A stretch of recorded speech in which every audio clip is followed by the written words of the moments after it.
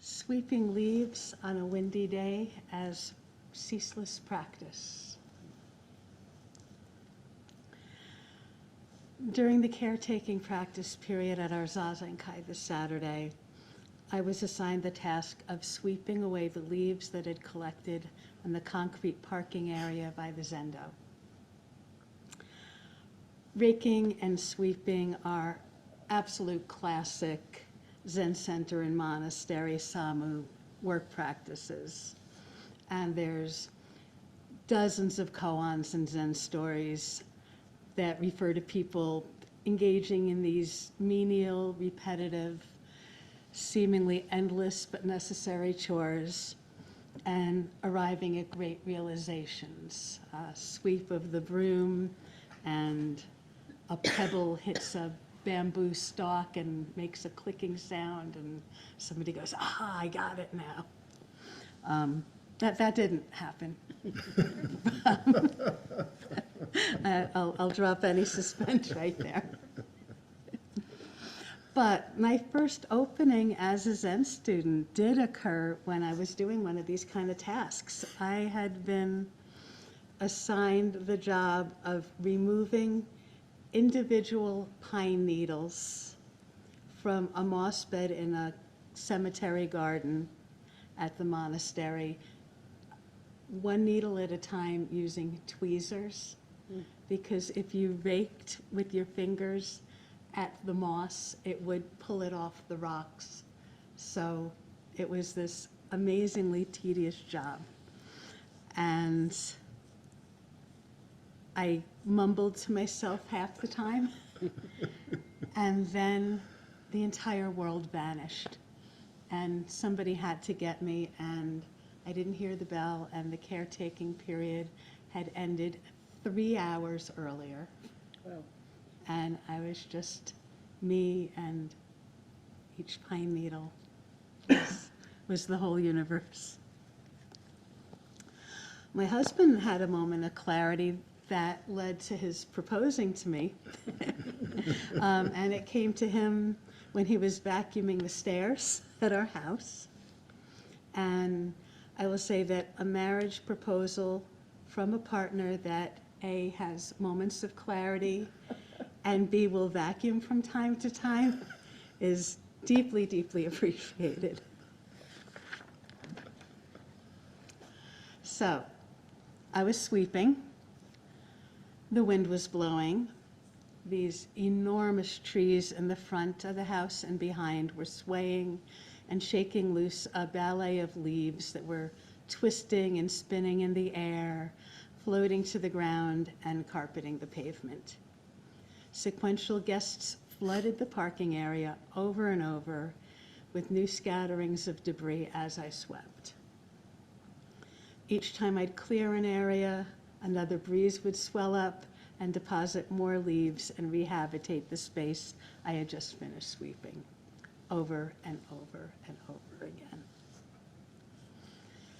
Each time I heard a howl of the wind, I would turn toward the driveway and see this big cresting wave of leaves cascading down the path toward the parking lot, my parking lot. And it looked to me like rush hour trains arriving at Grand Central Station and purging tens of thousands of swarming, scurrying passengers onto the platform that then filled the cavernous terminal with shapes and movement. Even still green leaves from the branches of the lilacs kept dropping onto the ground before they even looked to me like they had died. And those leaves were even harder to sweep than the dry brown ones.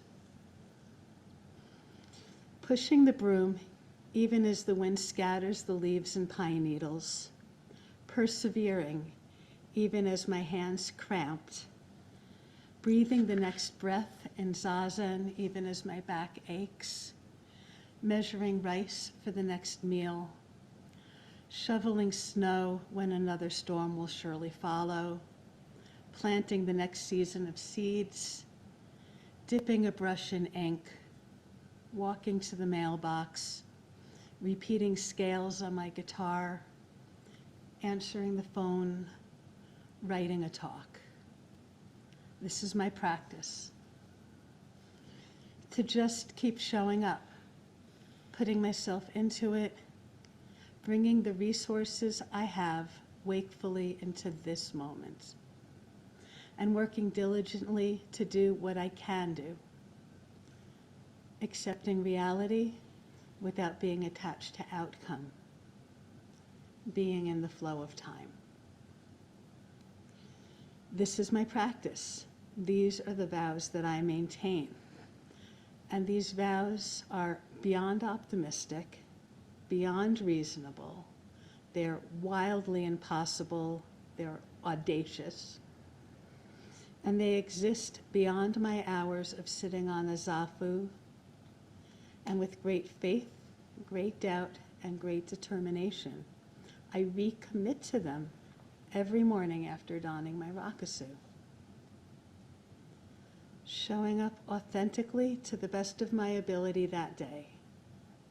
Arriving, opening, receiving, watching, listening with whole body, heart, and mind. And taking action using skillful means with whole body, heart, and mind. These are exactly my vows. Numberless creations, I vow to receive them. Each leaf, each fallen pine cone, each gust of wind, not just when I have incense lit between the rings of a bell. Inexhaustible delusions, I vow to dissolve. Any expectation, all my assumptions, everything I think I know. Omnipresent Dharma gates, I vow to experience. It's beyond measure, it's unfathomable, absurd to imagine you could do it, but diving into that water anyway. Unsurpassable enlightened way, I vow to manifest. Minute after minute, hour after hour, day after day, lifetime after lifetime. In Master Dogen's Shobogenzo, it's the longest fascicle in the book. It's not even the book. This is a very edited version. The original text is 75 volumes. So the longest thing in a 75-volume series of books is called Gyoji. Gyo means conduct or practice, and ji means keeping, continuous practice. So in this essay, he encourages us to see practice in an expansive way. Not only in Zazen or while studying Buddhism, but in every moment of our lives. He challenges our ideas about what practice is. While I was preparing for this talk, I came across an essay from a person named Domo Burke, who is a Soto priest and teacher with the Bright Way Zen Center in Portland, Oregon. And they kind of set up that text that I'll touch on in Shobogenzo this way. And this is a little long passage, but I just thought there was so much wonderful stuff in there. I really wanted to share it. So in Zen, our goal is not spiritual insight divorced from our everyday activities. It's living in accord with reality with a capital R.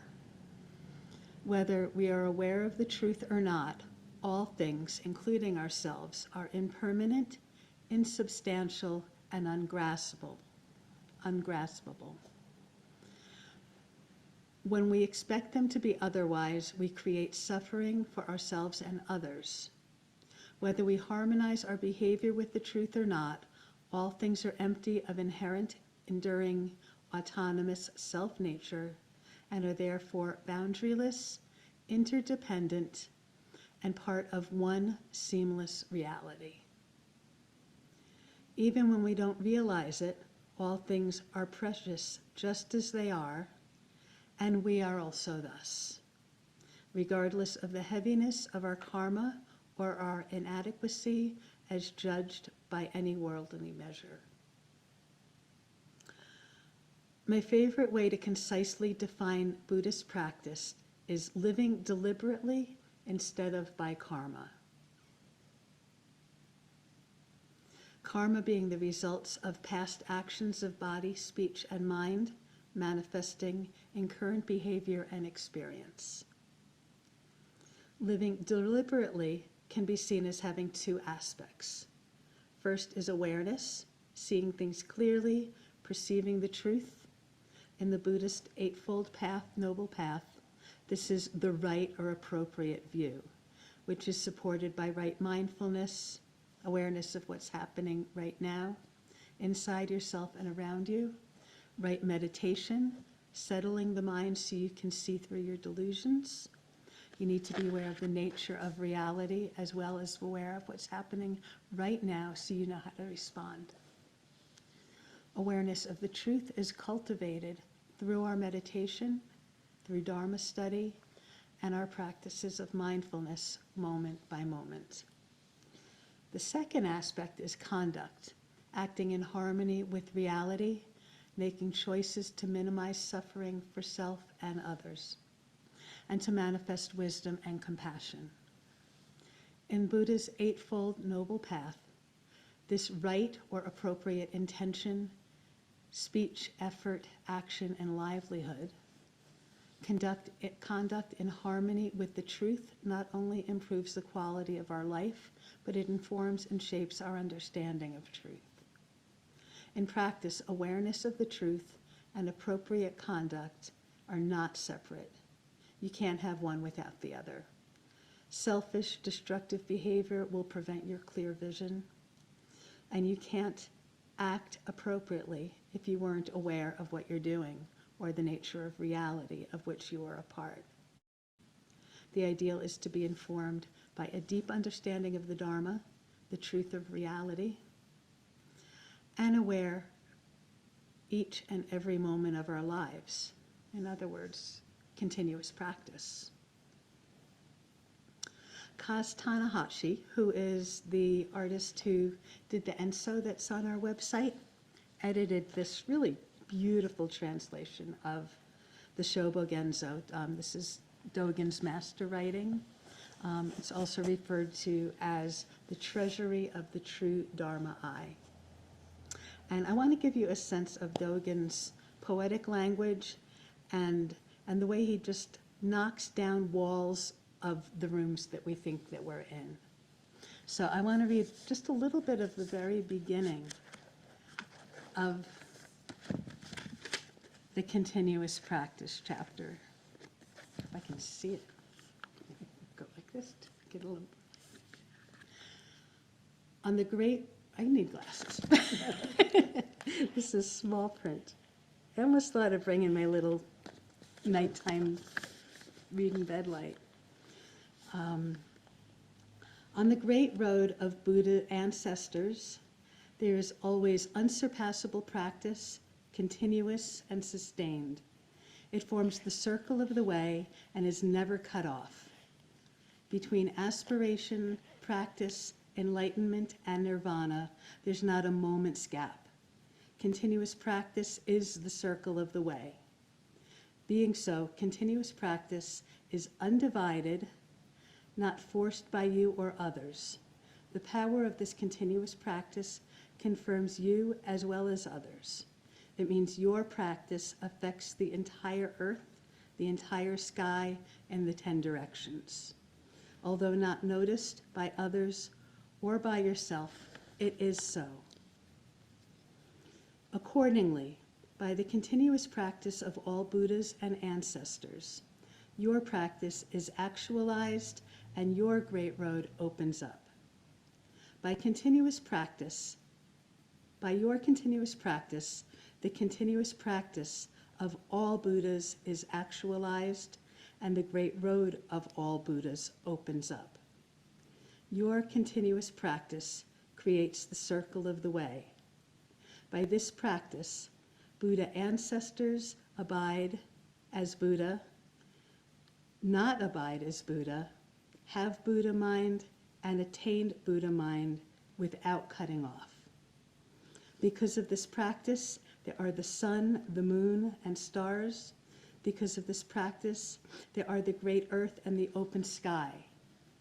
Because of this practice, there are body, mind, and their environs. Because of this practice, there are the 4 great elements and the 5 skandhas. Continuous practice is not necessarily something people in the world love, but it should be the true place of return for everyone. Because of this continuous practice of all Buddhas of the past, present, and future, all Buddhas of the past, present, and future are actualized. That's so amazing.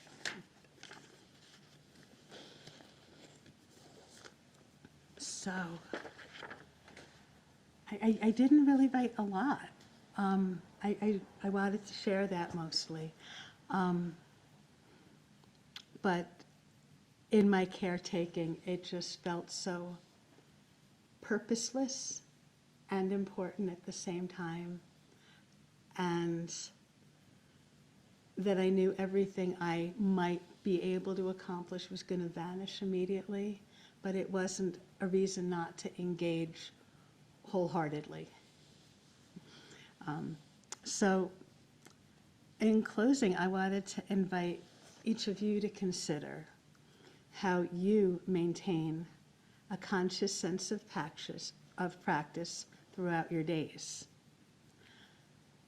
And whatever answer you come up with, it doesn't need to be a definitive answer, because that's not the true nature of true Dharma inquiry.